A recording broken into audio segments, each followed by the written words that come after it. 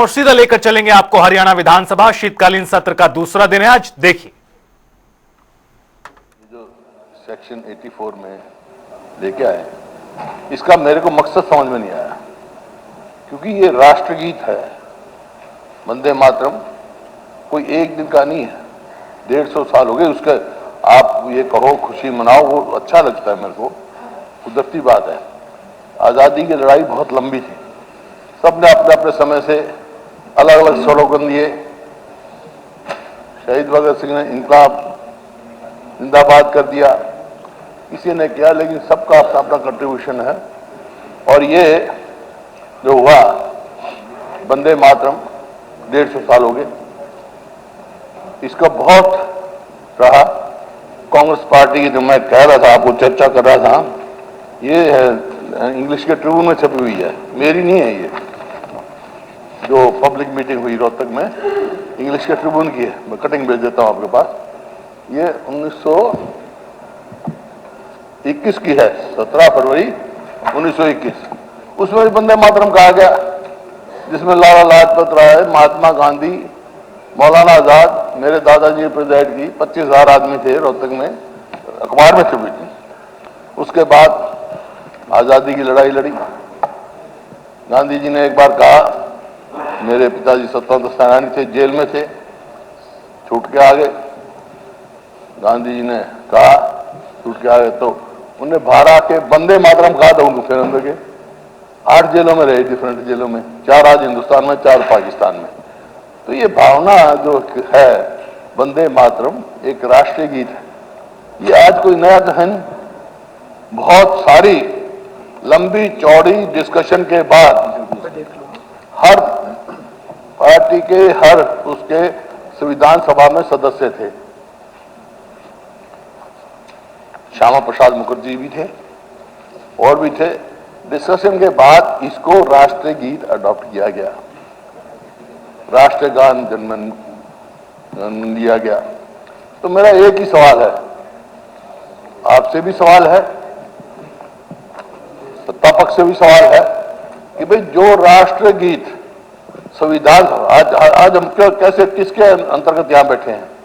भारत के संविधान के अंतर्गत बैठे हैं ना। संविधान बनाया, संविधान किसने बनाया? संविधान सभा ने बनाया आजादी के बाद। और उस संविधान सभा ने राष्ट्रगीत गीत ये अडॉप्ट किया, यूनानिमस, कोई एक भी डाइसेंटिक नहीं था वहां, चाहे वो श्यामा प्रसाद जी हो, चाहे कोई, किसी ने नहीं उसको किया। तो आज क्या सवाल है इस बात का? तो मेरा आपसे ये आग्रह है, जो हमारे बुजुर्गों ने इतनी कुर्बानियों के बाद, इतनी डिस्कशन के बाद, जिसमें सारे स्वतंत्रता सेनानी थे उस समय संविधान सभा में, जो ये अडॉप्ट किया है राष्ट्रगीत, उसका मान रखो, उसको कंट्रोवर्सी मत बनाओ। उसमें कोई ना तो डिस्कशन होनी चाहिए मेरे विचार से, तो ना कोई कंट्रोवर्सी। या आप बता दो, जो संविधान सभा ने अडॉप्ट कर दिया हो राष्ट्रगीत, उसको आप बदल सकते हो एक लाइन भी? आपकी है तो इस असेंबली की पावर, बदल सकती है कोई? नहीं बदल सकती भाई। जो नहीं तो आज जाने की क्या जरूरत थी? औचित्य क्या है? किसको विरोध कर रहा है इसका? कोई इसके विरोध में तो है नहीं। वंदे मातरम में सब है। जब भी कोई अपनी अधिवेशन, कोई मीटिंग करो अपनी, तो उसमें ये राष्ट्रगीत जरूर गाएंगे। हम तो गाते हैं, हम तो गाते हैं। आपको शायद, आप अभी वहां चले गए जब कांग्रेस में, जब पता होगा आपको, गाते थे। अब वहां बदल गई तो बात मैं कह नहीं सकता, ये तो गाते ही हैं। वंदे मातरम मैं कहता हूं, मैं 1917 की दिखा रहा हूं आपको, ना 21 की, 1921 की दिखा रहा हूं। ये रही, उस टाइम में लिख रखा, नीचे लिख रखा है वंदे मातरम से एंड हुआ। तो ये आज की थोड़ा ही है, ये राष्ट्रगीत है, ये सबके लिए सम्मानित है। और जो राष्ट्रगीत में आस्था रखेगा वो देशभक्त नहीं हो सकता, देश के बारे में नहीं सोच सकता। और ये राष्ट्रगीत कब बना? ये संविधान सभा ने अडॉप्ट कर दिया पूरे राष्ट्र आजाद होने के बाद। आज के हिंदुस्तान का राष्ट्रगीत ये संविधान सभा का अडॉप्ट किया होता है यूनानिमसली, उसको कोई तब्दील नहीं कर सकता है। तो क्या आवश्यकता क्या है? डिस्कशन की बात ही नहीं। मैं कहता हूं इसमें तो कोई चर्चा ही नहीं होनी चाहिए। सबके लिए वंदे मातरम है। वंदे मातरम का तो मायने बहुत कुछ है, बहुत साथियों ने कहा, लेकिन ये वंदे मातरम माँ का उससे वो है धरती माता से, जिसको सब बराबर है। एक माता होगी, उसके कितने बेटे होंगे, उसको सारे बराबर होंगे, बड़ा भी छोटा भी, सब हिंदू मुसलमान सब बराबर होंगे। तो ये तो वंदे मातरम वो चीज है, तो क्यों इसको कंट्रोवर्सी में डाल रहे हो भाई? इसकी तो कोई चर्चा ही नहीं। मेरा आपसे नर्म निवेदन है, आपसे भी मेरा ये है, इसकी चर्चा में कोई वो नहीं है। और इसको जो संविधान सभा ने जो अडॉप्ट किया है वही हमारा राष्ट्रगीत है, वही रहेगा और वही रहना चाहिए। इसमें कोई तब्दीली नहीं हो सकती। माननीय मुख्यमंत्री जी। थैंक यू,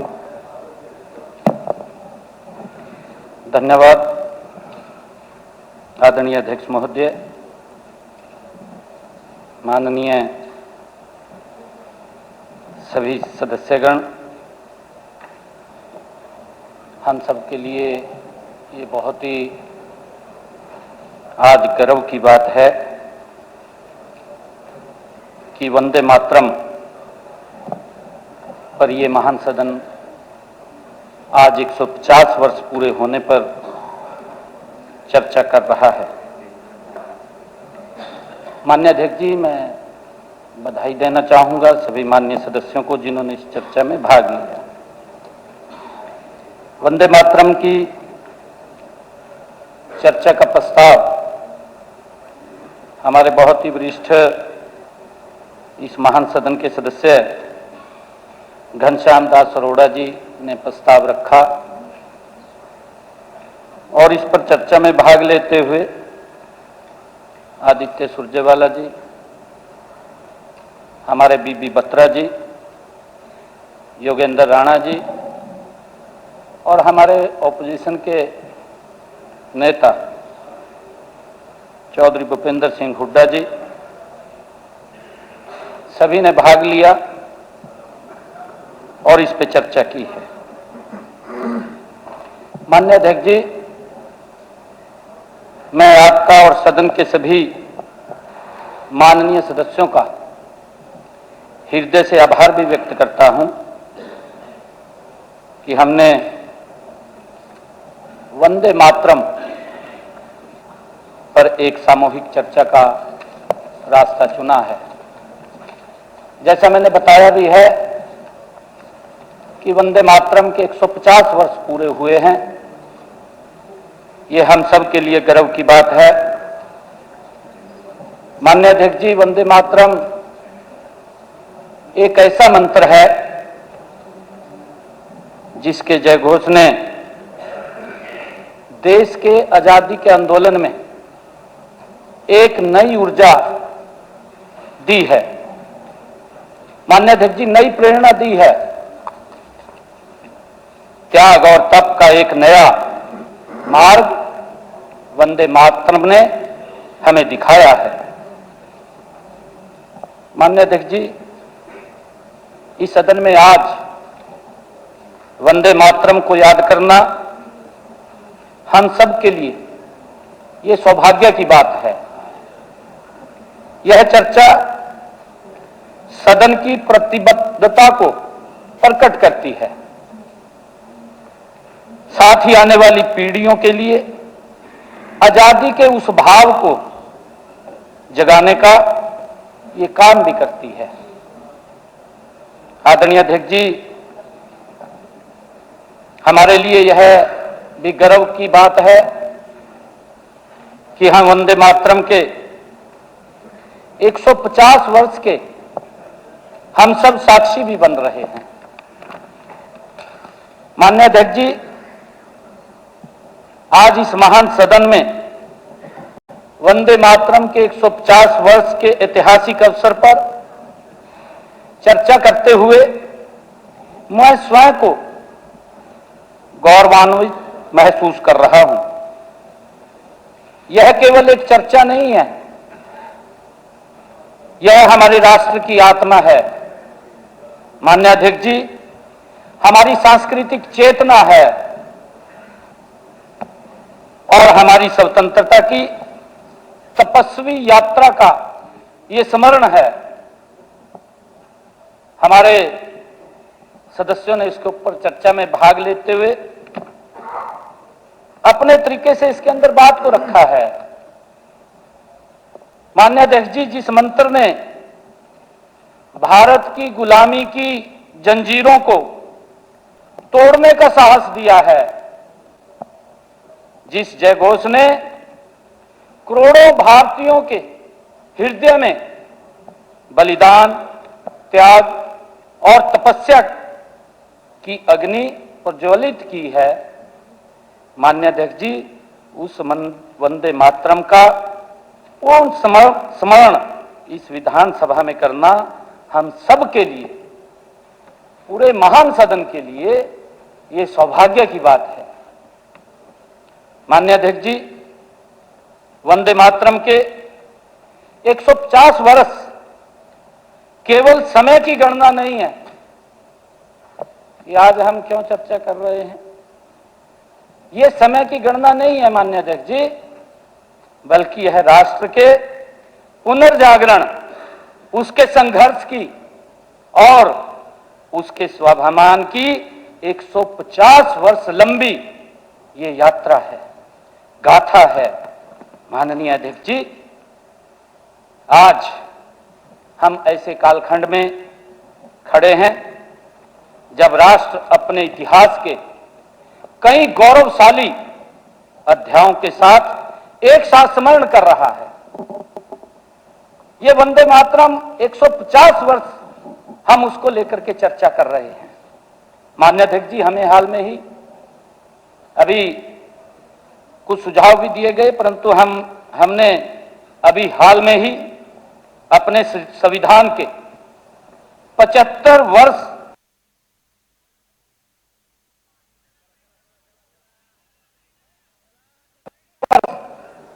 पूरे देश ने मनाया है, मना रहे हैं। माननीय अध्यक्ष जी, इसी प्रकार सरदार वल्लभ भाई पटेल, जिनकी 150वीं जयंती है, पूरा देश गर्व के साथ मना रहा है, उसको स्मरण कर रहा है। माननीय अध्यक्ष जी, भगवान बिरसा मुंडा, जिन्होंने इस देश को दिया है, ऐसे महान व्यक्तित्वों की जयंती आज हम उसको स्मरण कर रहे हैं, याद कर रहे हैं। बिरसा मुंडा जी की भी 150वीं जयंती हम सब मना रहे हैं। और अभी अभी कल ही पूरे महान सदन ने उसको याद भी किया है। 1 महीने तक हमने लगातार गुरु तेग बहादुर जी के 350वें शहीदी दिवस को हमने मनाया है। ये हमारे महापुरुष हैं। आदरणीय अध्यक्ष जी, उनको श्रद्धापूर्वक हमने नमन किया है मिलकर के, और इसी इन सब स्मृतियों के बीच हम सब के लिए वंदे मातरम के 150 वर्ष हमें यह याद दिलाते हैं कि भारत की आत्मा केवल राजनीतिक स्वतंत्रता नहीं है माननीय अध्यक्ष जी, बल्कि सांस्कृतिक स्वाभिमान से भी ये बनी हुई है। माननीय अध्यक्ष जी, यह चर्चा हमारी आने वाली पीढ़ियों के लिए एक प्रेरक धरोहर बन सकती है यदि हम इसे पूरे मन, पूरे विवेक और पूरे राष्ट्र भाव के साथ इसको आगे बढ़ाएं। माननीय अध्यक्ष जी, बंकिम चंद्र चट्टोपाध्याय जी द्वारा रचित वंदरम गीत 7 नवंबर 1857 को ये सार्वजनिक हुआ। माननीय अध्यक्ष जी, इसके बाद वंदे मातरम राष्ट्रभक्ति, त्याग, राष्ट्रीय चेतना का ये प्रतीक बन गया, जिसने हमारी आजादी के आंदोलन का रास्ता माननीय अध्यक्ष जी प्रशस्त किया है। माननीय अध्यक्ष जी, हम सब जानते हैं 1907 में कलकत्ता में वंदे मातरम का अंग्रेजी अखबार शुरू हुआ, जिसके संपादक महर्षि अरविंद थे। माननीय अध्यक्ष जी, उस समय ब्रिटिश सरकार ने उसे सबसे खतरनाक राष्ट्रवादी पत्र माना और अरविंद पर राजद्रोह का मुकदमा वो अंग्रेजों ने दर्ज कर दिया और उन पर मुकदमा चलाते हुए उन्हें सजा भी दे दी गई। माननीय अध्यक्ष जी, 1896 में गुरुवर टैगोर ने पहली बार कांग्रेस के अधिवेशन में वंदे मातरम को सार्वजनिक रूप से गाया।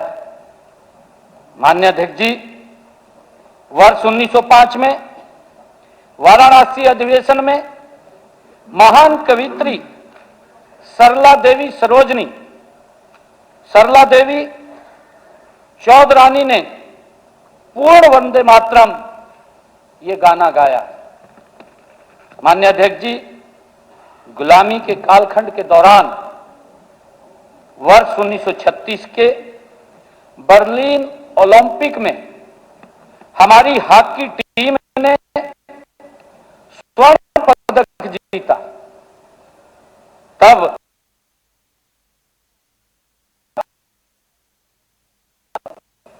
माननीय अध्यक्ष जी, 15 अगस्त 1947 को जब देश आजाद हुआ, तब सुबह 6:30 बजे सरदार वल्लभ भाई पटेल जी पर पंडित ओंकार नाथ ठाकुर जी ने आकाशवाणी से अपने मधुर स्वर में वंदे मातरम का गान देश को भावुक कर दिया। उन्होंने अपने मुखारबिंद से इसको गाया। माननीय अध्यक्ष जी, 24 जनवरी 1950 को संविधान सभा की अंतिम बैठक में वंदे मातरम को राष्ट्रगान के बराबर सम्मान देते हुए राष्ट्रीय गीत घोषित किया गया। माननीय अध्यक्ष जी, हम सब जानते हैं कि वंदे मातरम की यात्रा जितनी गौरवपूर्ण है उतनी ही संघर्षपूर्ण भी रही है। माननीय अध्यक्ष जी, जब वंदे मातरम के 50 वर्ष पूरे हुए, तब भारत गुलामी की बेड़ियों में जकड़ा हुआ था। अभी हमारे कुछ चर्चा में भाग ले रहे थे हमारे माननीय सदस्य, उन्होंने इस बात को लेकर के कहा कि सर्वसम्मत किया जाए, इसके ऊपर चर्चा की क्या आवश्यकता है। माननीय अध्यक्ष जी, जब वंदे मातरम के 50 वर्ष पूरे हो रहे थे, तब भारत गुलामी की बेड़ियों में जकड़ा हुआ था। हमें समय नहीं मिला मनाने का, जिस वंदे मातरम के एक बोल से लाखों युवा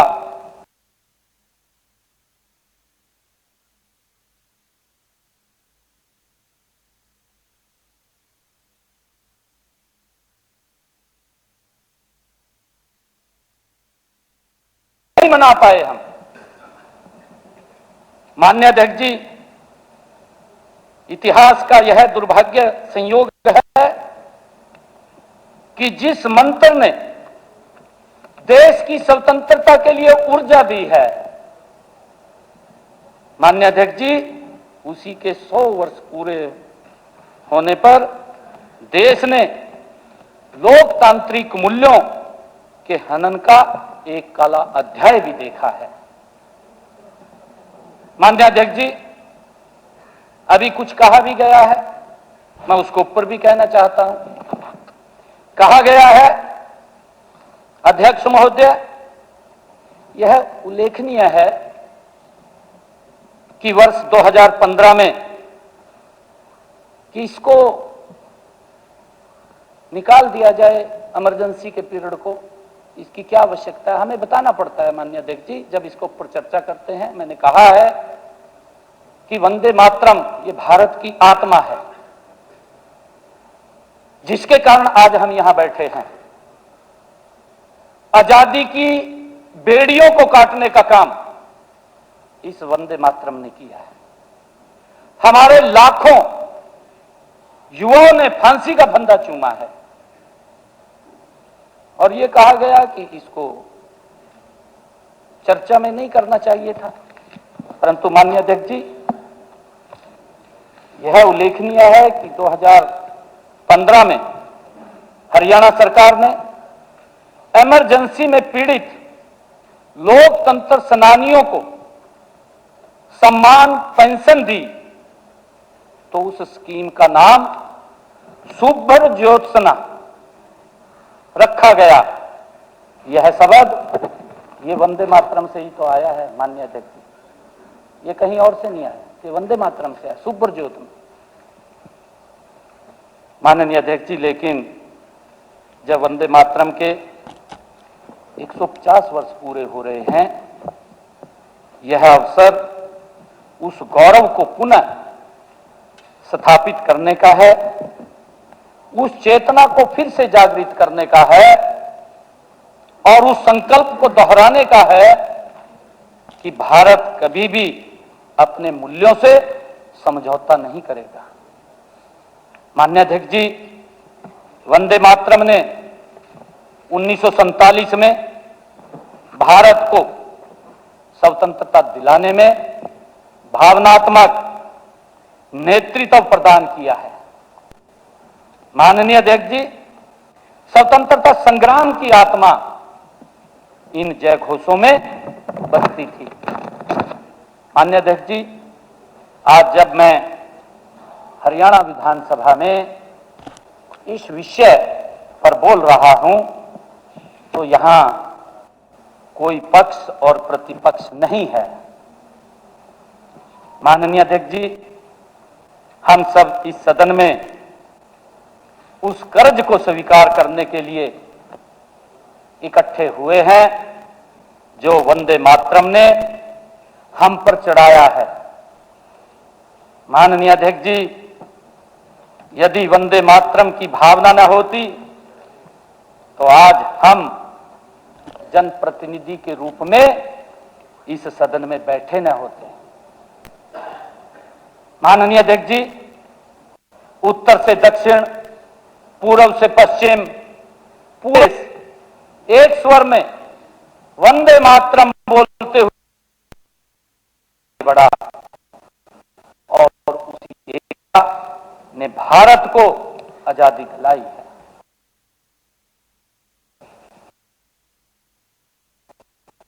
कि हम उसी भावना को लेकर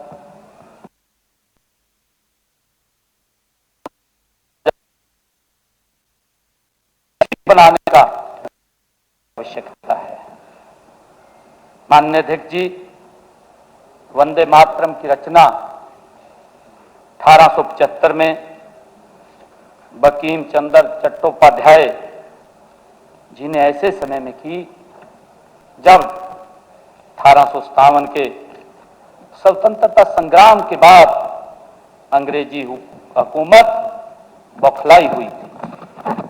माननीय अध्यक्ष जी, देश पर तरह तरह के अत्याचार हो रहे थे। भारतीयों को मानसिक और सांस्कृतिक रूप से कमजोर करने के प्रयास घर घर तक पहुंचाने के षड्यंत्र रच रहे थे।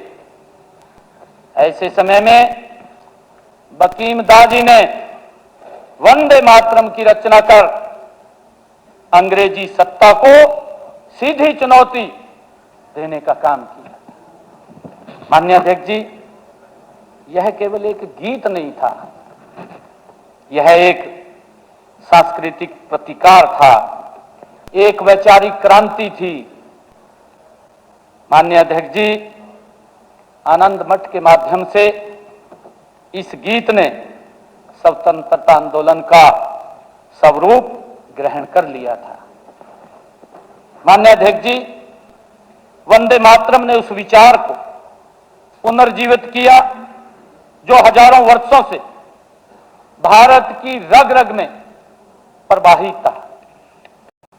कहा भी है, माता भूमि पुत्रो है पृथ्वी का वेदकालीन भाव प्रभु श्री राम का जननी जन्म भूमि से स्वर्गा दीपा गरयसी का संदेश, इन सब का आधुनिक रूप वंदे मातरम में दिखाई देता है। माननीय अध्यक्ष जी, यह केवल राजनीतिक स्वतंत्रता का मंत्र नहीं था, यह मातृभूमि को बंधनों से मुक्त करने का एक पवित्र यज्ञ था। यह भारत माता के सम्मान, उसकी अस्मिता, उसकी गरिमा की रक्षा का माननीय अध्यक्ष जी एक संकल्प था। जब वंदे मातरम स्वतंत्रता आंदोलन का स्वर बना, माननीय अध्यक्ष जी, अंग्रेजी सत्ता हिल गई। बंगाल के समय जब बंगाल का विभाजन हुआ, बंगाल के विभाजन के समय वंदे मातरम एक चट्टान की तरह खड़ा रहा। माननीय अध्यक्ष जी, अंग्रेजों की फूट डालो और राज करो की नीति के विरुद्ध वंदे मातरम एकता का मंत्र, माननीय अध्यक्ष जी, वो हर देशवासी के मन में बन गया। माननीय अध्यक्ष जी, स्वदेशी आंदोलन के दौरान यह गीत गली गली में गूंजा। स्वतंत्रता संग्राम में देश की महिलाओं ने जिस अद्भुत साहस का परिचय दिया, वह इस मंत्र की शक्ति को और अधिक उजागर करता है। माननीय अध्यक्ष जी, 22 साल में वंदे मातरम गाने पर सबसे अधिक अत्याचार हुए। वहां की माताएं, बहनें और बच्चे प्रतिबंध के विरोध में सड़कों पर उतर आए। माननीय अध्यक्ष जी, उसी धरती पर वीरांगना सरोजिनी घोष ने यह संकल्प लिया कि जब तक वंदे मातरम पर लगाया गया प्रतिबंध नहीं हटेगा, वह अपनी चूड़ियां धारण नहीं करेंगे। यह संकल्प सरोजिनी घोष ने लिया। माननीय अध्यक्ष जी, उस समय जो चूड़ियां उतारना किसी महिला के लिए एक अत्यंत बड़ा त्याग माना जाता था। माननीय अध्यक्ष जी, लेकिन वंदे मातरम के स्वाभिमान के आगे यह त्याग भी छोटा पड़ गया। कितनी बड़ी वंदे मातरम को लेकर के हमारे देश के महानायकों ने बड़ी कुर्बानियां दी हैं। माननीय अध्यक्ष जी, केवल महिलाएं ही नहीं, देश के नन्हे बालक भी पीछे नहीं रहे। छोटी छोटी उम्र के बच्चों को अंग्रेजों द्वारा कोड़े मारे गए, जेलों में डाला गया, लेकिन उनके होठों से वंदे मातरम स्वर नहीं रुका। माननीय अध्यक्ष जी, बंगाल की गलियों में प्रभात फेरियां निकाली गई और बच्चे गाते थे कि यदि मां के लिए वंदे मातरम कहते हुए जीवन भी चला जाए तो वह जीवन धन्य है। ये बच्चे इस प्रकार के गली गली के अंदर जय घोष लगाते थे और यह बच्चों की आवाज थी, लेकिन उस आवाज ने पूरे देश को साहस दिया। माननीय अध्यक्ष जी, 1905 में हरितपुर के गांव में और 1906 में नागपुर के नील सिटी हाई स्कूल में बच्चों पर हुए अत्याचार इस बात के साक्षी हैं कि अंग्रेजी सत्ता इस मंत्र से कितनी भयभीत थी। माननीय अध्यक्ष जी, देश के जाबाज सपूतों ने भी इसी मंत्र को अपने जीवन की अंतिम पुकार बनाया। माननीय अध्यक्ष जी, हम सब जानते हैं कि हमारे क्रांतिकारी वीर खुदीराम बोस, मदन लाल ढींगड़ा, राम प्रसाद बिस्मिल, अशफाक उल्ला खां, रोशन सिंह, राजेंद्र नाथ लाहिड़ी जैसे वीरों ने फांसी के फंदे को चूमते हुए वंदे मातरम का जयघोष किया। माननीय अध्यक्ष जी, अलग अलग जेलें थी, अलग अलग भाषाएं थी, लेकिन एक भारत श्रेष्ठ भारत का मंत्र एक ही था, वंदे मातरम। एक ही मंत्र था। माननीय अध्यक्ष जी, हम सब जानते हैं चटगांव की स्वराज क्रांति के नायक और मास्टर सूर्य सेन, जिन्होंने फांसी से पहले अपने साथियों को जो संदेश दिया, उसमें भी केवल एक ही शब्द गूंजता था, वंदे मातरम। माननीय अध्यक्ष जी, यही इस मंत्र की शक्ति है जिसने पूरे राष्ट्र को एक सूत्र में बांधकर स्वतंत्रता की ओर अग्रसर किया है।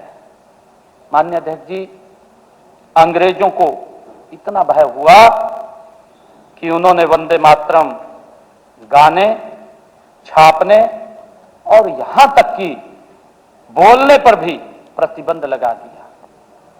माननीय अध्यक्ष जी, लेकिन यह प्रतिबंध इस मंत्र की शक्ति को रोक नहीं पाया।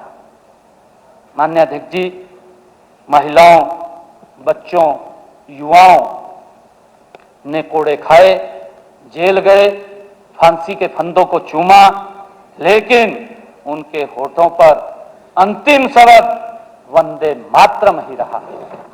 माननीय अध्यक्ष जी, इस संदर्भ में हरियाणा की धरती भी किसी से पीछे नहीं रही है। उसका जिक्र भी हुआ है। 1857 में प्रथम स्वतंत्रता संग्राम की शुरुआत भी हरियाणा की धरा से हुई थी। 1857 के प्रथम स्वतंत्रता संग्राम में हरियाणा के वीर सपूतों ने जो भूमिका निभाई, वह स्वर्ण अक्षरों में लिखी हुई है।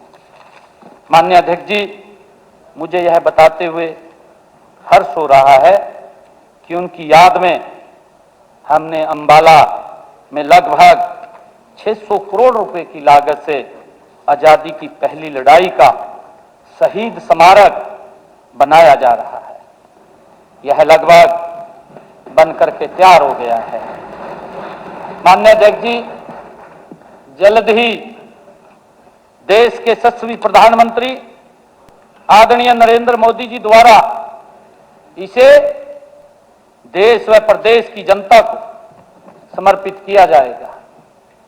माननीय अध्यक्ष जी, हम सब जानते हैं हरियाणा प्रदेश के झज्जर, रोहतक, हिसार और अंबाला के किसानों और सैनिकों ने अंग्रेजी हुकूमत को चुनौती दी। बाद में लाला लाजपत राय जैसे महान क्रांतिकारी, जिनका जन्म हरियाणा की धरती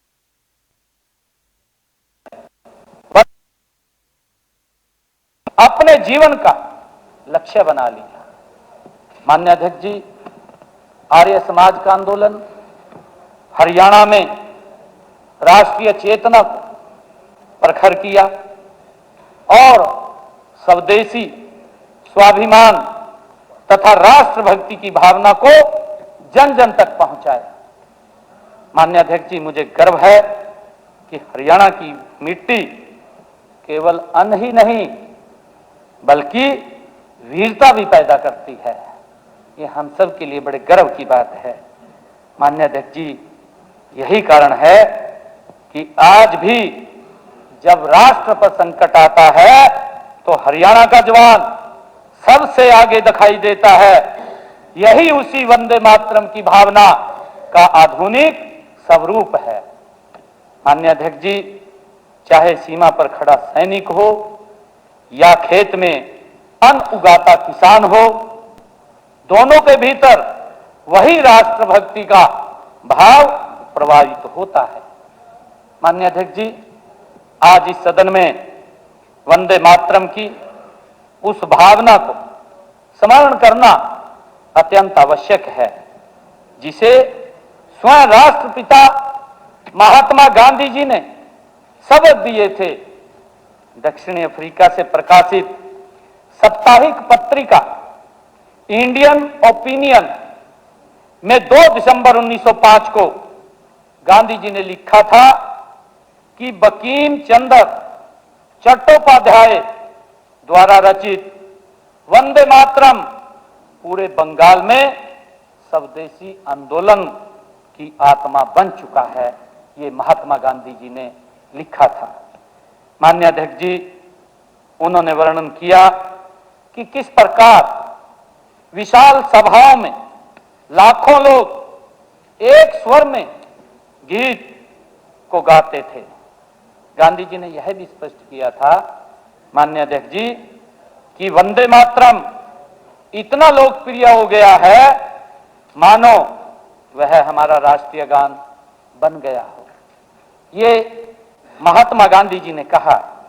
उन्होंने इसकी भावनाओं को महान, मधुर और विशुद्ध रूप से देशभक्ति से प्रेरित बताया। माननीय अध्यक्ष जी, जो भारत को मां के रूप में देखता है और उसकी वंदना करता है, जिस वंदे मातरम को 1905 में महात्मा गांधी जी की राष्ट्रीय आत्मा की अभिव्यक्ति मानते थे, उसकी शक्ति देश के कोने कोने में महसूस की जाती थी। माननीय अध्यक्ष जी, जो भी भारत के लिए जीता है, जागता था, उसके हृदय में वंदे मातरम गूंजता था। माननीय अध्यक्ष जी, प्रश्न उठता है कि इतनी पवित्र और महान भावना के साथ पिछली सदी में अन्याय क्यों हुआ है। आज हम वंदे मातरम के 150 वर्ष मना रहे हैं। 150 वर्ष पूरे हुए। ये 150 वर्ष के ऊपर पूरे देश भर में, हमारे हरियाणा के अंदर भी कार्यक्रम चल रहे हैं। माननीय अध्यक्ष जी, वंदे मातरम को विवादों में क्यों घसीटा गया है। माननीय अध्यक्ष जी, यह कैसी राजनीति थी जो स्वयं बापू की भावनाओं पर भारी पड़ गई। माननीय अध्यक्ष जी, आज जब हम वंदे मातरम के 150 वर्ष मना रहे हैं,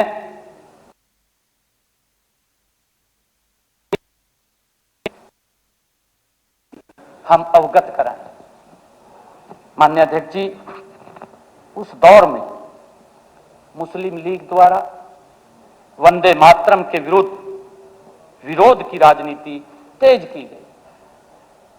माननीय अध्यक्ष जी, 1937 में जिन्ना द्वारा विरोध के स्वर उठाए गए।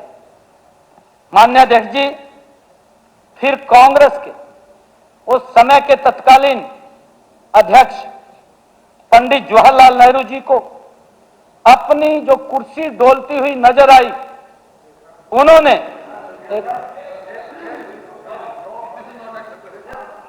देखिए, मैं वही कह रहा हूं जी, मैं यही बात कह रहा हूं जी, मैं यही बात कह रहा हूं जी। सच्चाई पता होनी चाहिए। मैं इसको पर आगे तो सुन लीजिए, आगे सुन लीजिए।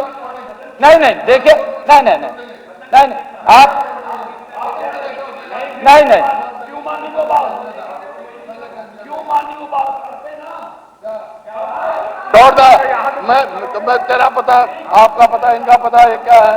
आज ये अड़ने वाले हो गए।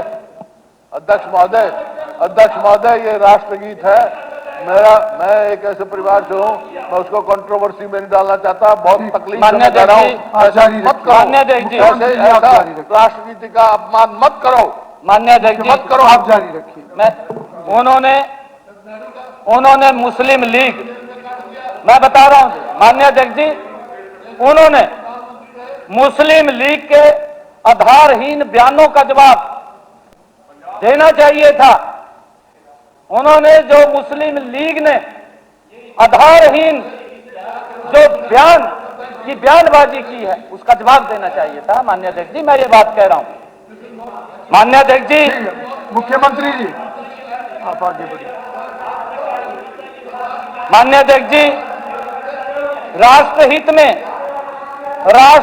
में सशक्त व स्पष्ट, राष्ट्रहित में सशक्त व स्पष्ट पक्ष रखने के बजाय वंदे मातरम की जांच पड़ताल शुरू कर दी। माननीय अध्यक्ष जी, ठीक है, उसकी जांच पड़ताल शुरू कर दी।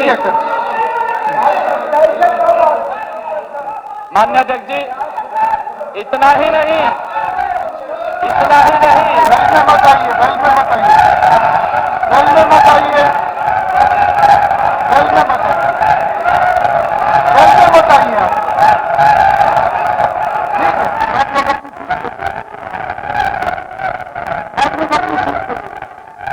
जानना बहुत जरूरी है, नई पीढ़ी को बताना जरूरी है। माननीय अध्यक्ष जी, ताकि भविष्य में राष्ट्र की आत्मा के साथ ऐसा न्याय फिर कभी ना हो। माननीय अध्यक्ष जी, पेंशन का वो करवाओ, 1947 के बाद पेंशन का दें। देश की चुनौतियां बदली, लेकिन राष्ट्र की जीवंतता वही रही। जब खाद्य संकट आया, हमारे देश के किसानों ने उस मोर्चे को संभाला। माननीय अध्यक्ष जी, जब आपातकाल थोपा गया, लोकतंत्र की रक्षा के लिए भारत की जनता खड़ी हुई। माननीय अध्यक्ष जी, जब युद्ध हुए, जवानों ने मां भारती की रक्षा की। माननीय अध्यक्ष जी, जब कोरोना जैसी वैश्विक महामारी आई, तब देश के यशस्वी प्रधानमंत्री आदरणीय नरेंद्र मोदी जी के कुशल नेतृत्व और मार्गदर्शन में देश ने एकजुट होकर के उसका सामना किया। माननीय अध्यक्ष जी, इसी प्रकार हर संकट में वंदे मातरम की भावना हमें आगे बढ़ाने की शक्ति देती है।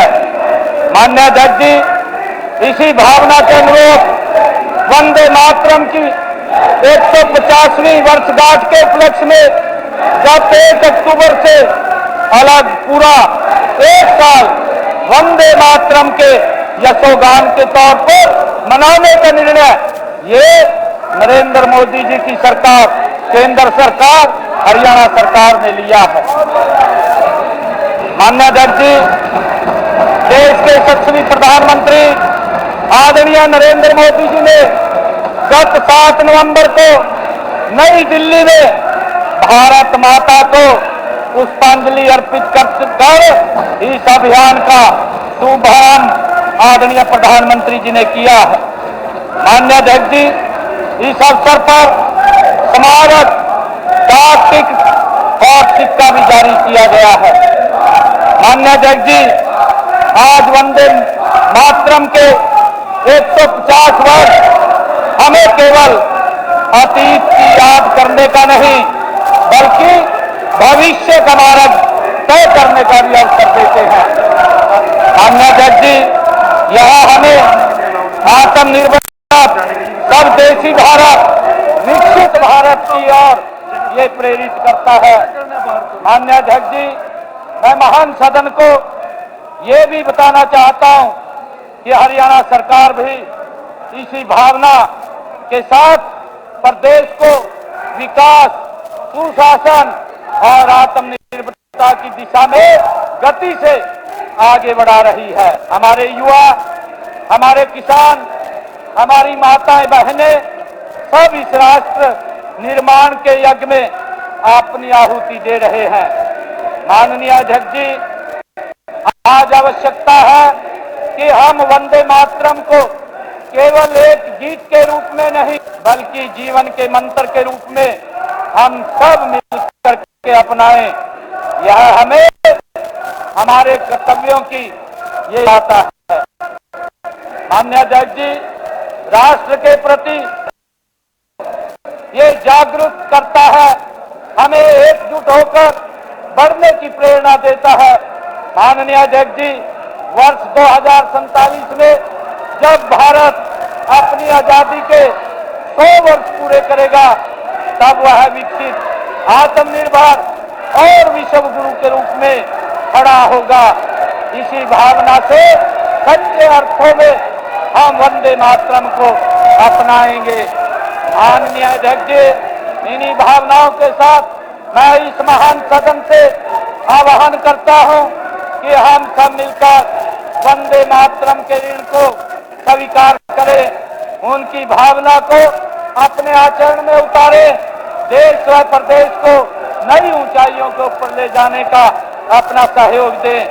माननीय अध्यक्ष जी, आपने मुझे इस ऐतिहासिक विषय पर अपने विचार रखने का अवसर, मैं आपका और इस सम्मानित सदन का हृदय से आभार व्यक्त करता हूं। माननीय अध्यक्ष जी, आज वंदे मातरम के ऊपर आज इस महान सदन में 150 वर्ष पूरे होने पर ये चर्चा हो रही है। आज इस सदन के माध्यम से मैं महान क्रांतिकारी पंडित राम प्रसाद बिस्मिल, अशफाक उल्ला खां, ठाकुर रोशन सिंह को उनकी पुण्यतिथि पर नमन करता हूं। आज 19 दिसंबर उनकी शहादत का दिन है। 19 दिसंबर 1927 को उन्हें अंग्रेजी शासन के द्वारा आज के दिन फांसी दे दी गई थी, उनको शहीद कर दिया गया था।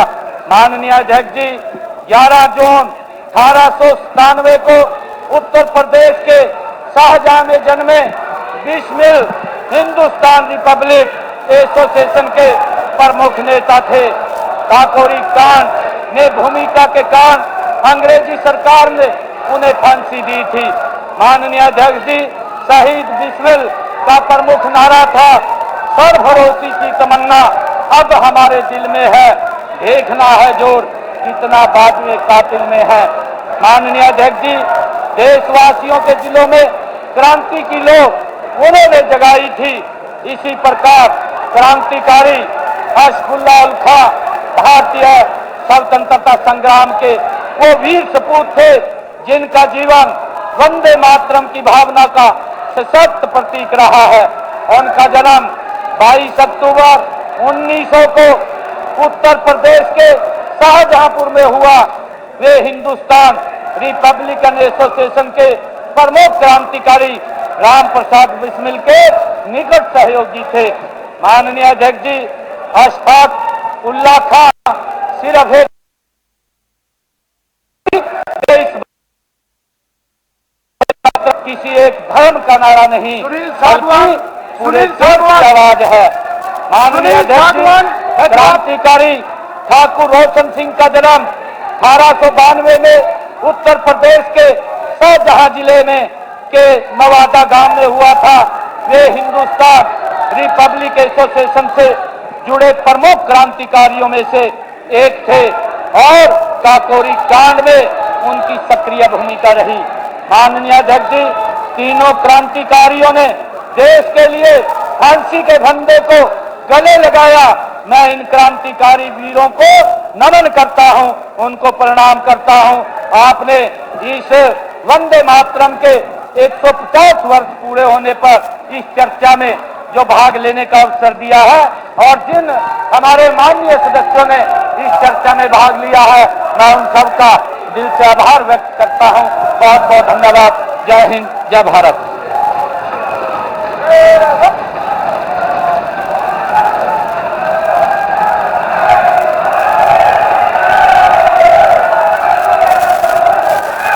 माननीय सदस्यगण, मैं सदन की जानकारी के लिए बताना चाहता हूं कि आयान इंटरनेशनल स्कूल नीलोखेड़ी करनाल के विद्यार्थीगण तथा अध्यापकगण आज सदन की कार्रवाई देखने के लिए दर्शक दीर्घा में उपस्थित हैं।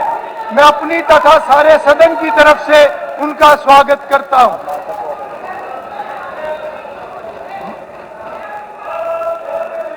मार्शल जिनको नाम किया है कि एक भी मेंबर जिनको मैंने नेम किया है वो अंदर नहीं होना चाहिए। इट्स योर रिस्पॉन्सिबिलिटी, उनको बाहर लेके जाइए। नहीं, ऐसा नहीं होगा। नहीं, बहुत बार हो गया। नो, बिल्कुल नहीं होगा। जिसको मैंने 9 लोगों को नेम किया है, एक भी अंदर नहीं होना चाहिए। वो खुद जाए, नहीं तो मार्शल की जिम्मेवारी है।